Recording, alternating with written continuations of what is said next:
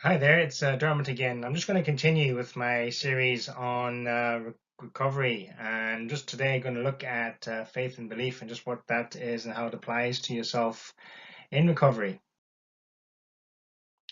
Right, just to introduce it, what is faith and belief? What is self-belief? How will it help me in my recovery? How will it help me in life? How do I come to believe? How will I feel when I start to believe? So, what is faith? Okay, definition: complete trust or confidence in someone or something. A strong belief in the doctrines of a religion based on spiritual conviction rather than proof. So, what is belief? Again, definition: an acceptance that something exists or is true even without evidence. And a trust, faith, or confidence in someone or something. So, as you see, faith and belief are very much linked. So, what is self belief? So it's a belief in yourself that you can achieve what you put your heart and soul into.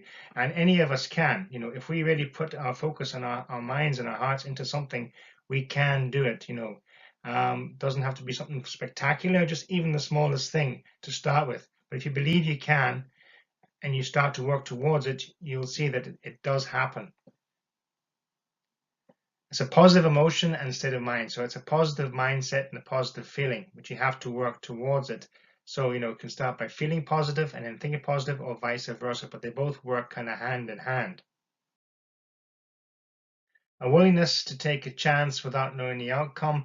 And, it's not that difficult when you think about it because, we don't know the outcome of the day that's ahead of us. None of us have crystal balls. We can't tell the future. So, every day we are taking a chance in a sense because we just don't know what will happen. So, yes, we get stuck into routines and habits and we are conditioned to do things automatically. But it's about saying, let me do something different today, something that I wouldn't have normally done. It could be picking up the phone and phoning somebody. It could be, whatever it is, try and do something different or even just be willing to do it, even if you don't do it. We just have that willingness that I will try and take a chance today and do something. I will face a fear of mine that's holding me back. Accepting failures is the learning, and I'll come to that as we go along. But as again, failures do help us to learn because we grow from what we do wrong than we do from what we do right. And then that all takes courage, and it's an internal courage. And courage really is just facing your internal demons or your internal fears. So how will it help me in my recovery?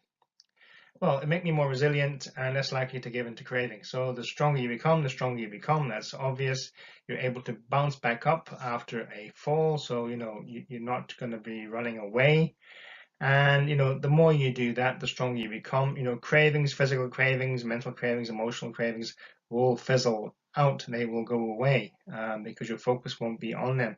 Your focus won't be on the poor me part of you, but more on what I can do rather than what I can't. It'll give you the power of choice. And again, that's one of the biggest gifts you can get in recovery is being able to have that power of choice and, and say, well, I can do this, I can do that. I can do a lot of different things in my life. Yes, I might be powerless over my addiction, but I'm not powerless over other things in my life, So, whatever it is I'd like to do, I can do it if I put my mind to it. And confidence, stand firm, stand by your convictions, stand by your values, know what you like, know what's right for you.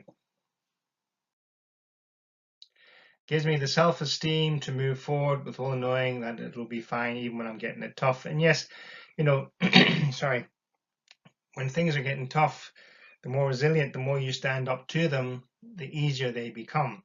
If you back down and run away, to come back and try and deal with that thing again later on will be even harder. So it's better, as they say, hit the ground running. But knowing that it will be okay, it will be fine. Things do work themselves out, even when they are tough.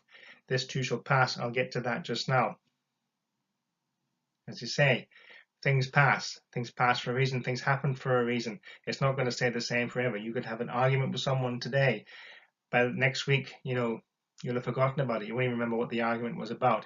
Yes, it might be quite intense or feel quite intense now, but it'll be insignificant in a matter of days. And that's just life, So not to be focusing and getting stuck in something that's going wrong now because it will pass and just have faith that it'll pass. It gets better and it always does. How will it help me in life? I'll be in control of my life. So yes, you are more in control of your life than you were in the days of active addiction. You're more responsible. You can make decisions and choices for yourself. I can make a better tomorrow by dealing with today, building on today, and it'll fall over to tomorrow. So you can make a better tomorrow by working on what's going on at this moment in time. I can make and take opportunities. Of course you can. They are your opportunities to take. You don't have to do anything for anybody else. Don't feel you're obliged to do anything for anybody else. It's your life, so you should say, well, I want to try this, I want to do this, and if it doesn't work, who cares, as long as I tried. I don't need the approval from other people. And as I say, coming from addiction, codependent, we do feel we need other people's approval because that's where we've been. We've had no confidence in ourselves to do things. So we feel unless we get the green light or the pat in the back, we won't do it. You don't need that. You just do it, whatever it is you want to do, try it. If it's for you, it's for you. If it's not, it's not. My intentions now affect my life, and they do. So this is what you do now will carry on for you. What you put in now, you will reap the benefits of. And the right people come my way, and they definitely do. You might not notice at this moment in time, but there's an old saying there, when the student is ready, the teacher will arrive, and it's very true. Old friends, old drinking buddies and all that, they'll just disappear. They won't want to know you, and hopefully you won't want to know them because it'll be no good for you. Toxic people will avoid you, or you'll avoid them. The right people, positive people, people who will help you, people who benefit you, and who you will benefit too, will come your way. Positive feelings and thoughts, and of course, as this envelops, it snowballs, it gets bigger and bigger, and you do start to feel better in yourself, and you start to think better, and it's a cycle. The more you think better, the more you feel better, the more you feel better, the more you think better. And connected to all, we all are connected to each other in one way or another. I'm not saying physically, but emotionally, spiritually, cosmosly, or through the universe. We're all connected to each other in one way or another. I can deal with adversity and turn it around. Of course, you will be able to deal with things that you ran away from in active addiction, even small, simple things, that are insignificant because that was an internal fear. You'll be able to deal with those things with confidence, and you won't have the urge to run away or, bury your head in the sand. My hard work will be rewarded, and of course, it is what you put in now is what you get out in return. And that's a law of physics. You can't change that. If you put something in, you're going to get it back. If you don't put anything in, you won't. Failure is a good learning, as I said before. I know in my life I've learned more from my mistakes than I have from the things I've done right. And I think that applies to everybody, because when you do something wrong, it sticks. You remember it more so when you do something right, especially if you're coming from a place of where addiction, low self-esteem and confidence, you will remember it. It's not about beating yourself up over it, but saying, well, look, I see where I went wrong. I better not do that again. I don't have to take everything personally. Don't. It's not personal. You're just you and other people. Yes, everyone is different. People see things differently, do things differently, react to things differently. We have different cultures, different social backgrounds, you name it. So, don't take personally what other people say, do, or think.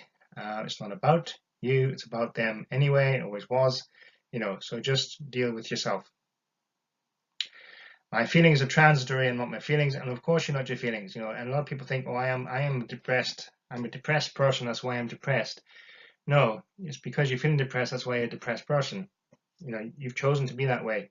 You're not your feelings. You are a human being. You have feelings, and you have good feelings and bad feelings. We all do, and that's just life. But you're not your feelings. So, you have control over your feelings. You can choose to an extent how you feel. You don't need medication to help you either. So, when you get up in the morning, greet the day, have a good stretch and a good yawn, do whatever it takes, do a meditation, you name it, set yourself up for the day and you will feel better. So you don't have to be waking up thinking, this is going to be a terrible day, and it's because it's a terrible day, that's how I'm going to feel. I'll forgive and forget and let go of all my past resentments. And again, resentments are a difficult one to deal with and difficult ones to get through. In a sense, some resentments are very deep and come from childhood, but as long as you're working towards them, as long as you have a willingness to forgive, and it's about forgiving yourself, not so much forgiving the person you resent. Remember how resentments work. Resentment is, you drinking the poison and expecting another person to die. It doesn't work, so the person who's harmed by the resentment is not the person you resent, it's yourself.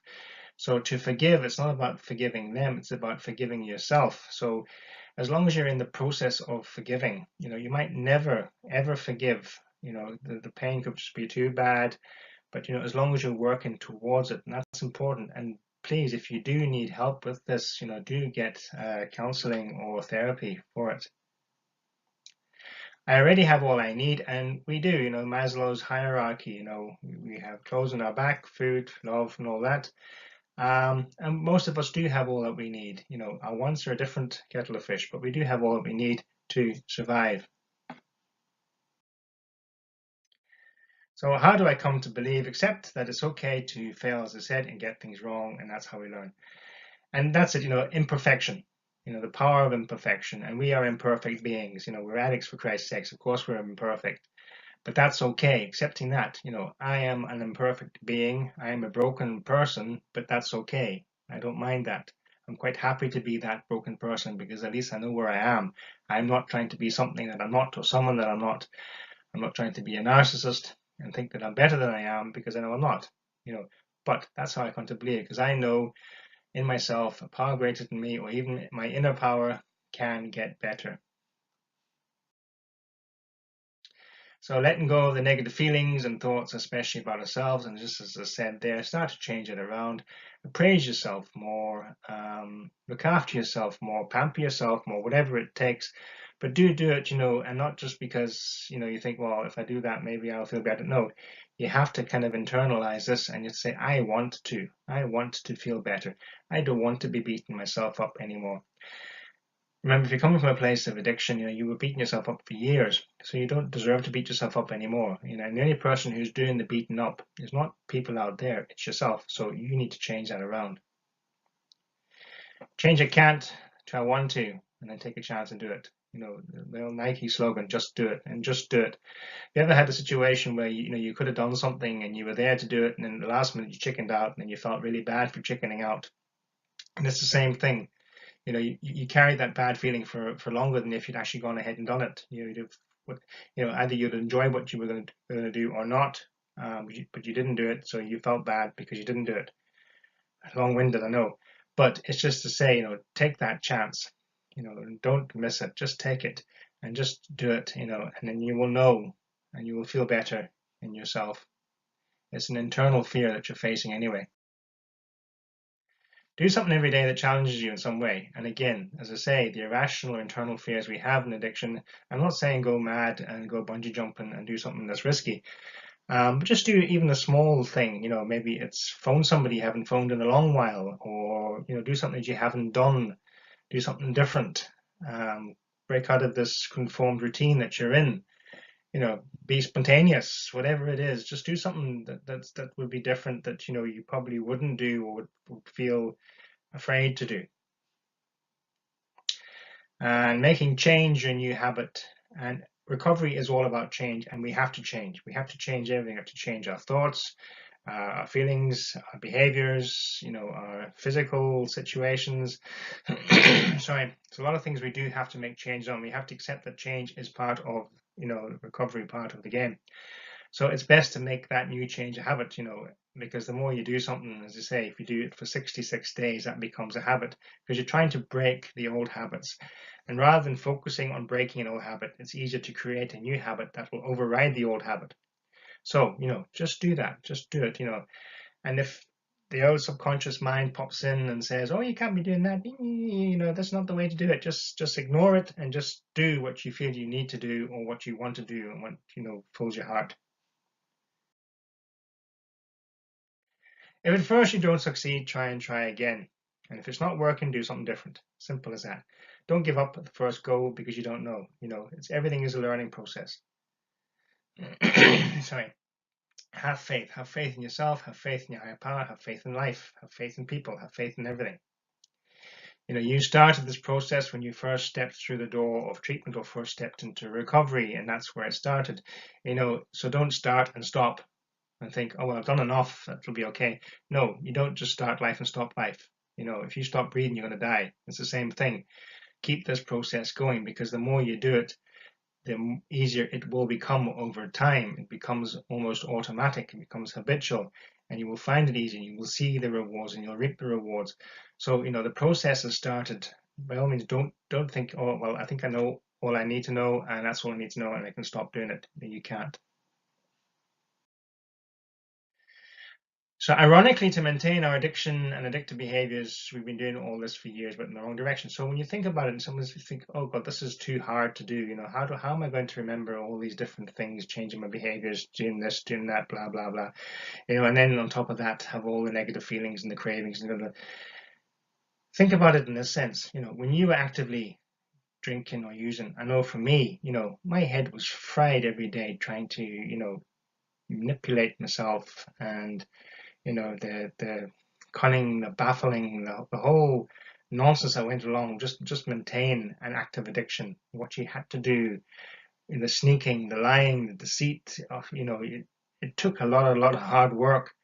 So it's not that it's alien to us, this kind of hard work. We were doing it, but we were just doing it in the wrong direction. So if you could have maintained active addiction for as long as you did, you can quite easily maintain recovery. So how will I feel when I start to believe again? As a process, as I said, and like any process in life, you'll not notice the changes at the time, but you'll notice them over time. And in the treatment center, people do what they call reflection sheets. And after 30 days, I encourage people to go back and read the reflection sheet from day one. And you will be able to see the changes in your own thoughts, your own feelings from what you wrote from day one to day 30. And I keep a journal, a daily journal, and I write in my journal, and I encourage people to keep a journal. And it's amazing. You go back, a month, 2 months, 6 months, a year down the line, and go back and read the old journal, and you can just see the changes in your own thought, your own thought patterns, the way you think about things, the way you feel.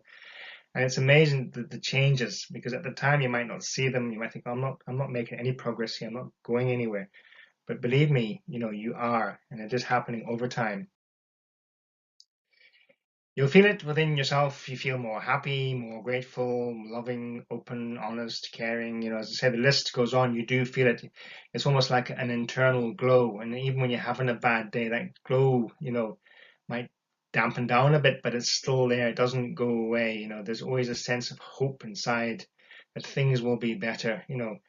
Anxiety goes away. I found in me that my anxiety is nothing compared to what it used to be. Yes, I'll have, moments of anxiety, but it's not just there gnawing away at me like it was constantly. It's gone. I feel more hopeful, from having a bad day. If I do have a worry about something, I know that it'll sort itself out. How, I don't know, but it will. So what you won't be is your old addictive self, and you won't be.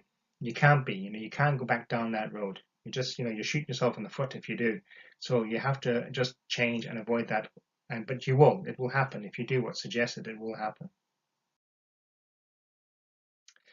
So just to summarize this, so belief and self-belief are all stages of being, and we're human beings, we're not human doings. So that's what we are. So, it's all part and parcel of us. It's part and parcel of everything. Everyone has the ability and capability of feeling and being in a positive state of belief. And we all are, anybody alive, we're all alive. So we all have that ability. And that's what's important. And can be learned by all. Recovery is learning. Life is a learning, and we're constantly learning. Our brains are constantly expanding, taking in information. Our emotions are constantly developing. We're always moving forward. We don't stand still. So we are always learning. Every single day we're learning. And once you start noticing the positive changes in yourself and experiencing a better life, the thoughts of addiction will go. And the thoughts, the desire, the cravings, physical cravings, mental cravings, all that will disappear. It doesn't say, the memories will go. You'll still have memories, but hopefully they'll be bad memories. But, it'll be there. It'll be you'll still think about alcohol and drugs because you'll see them on TV and ads, etc., etc. But the desire will disappear, and you will not have that desire. The desire for that old life will disappear. It won't be there anymore. You'll have replaced it with something new and something different. Right. Thanks. Thank you very much, for watching this. And I will have another video on the way soon, another lecture, whatever you want to call it. And just, have a peaceful day and just, enjoy yourselves. Thanks. Take care. Bye-bye.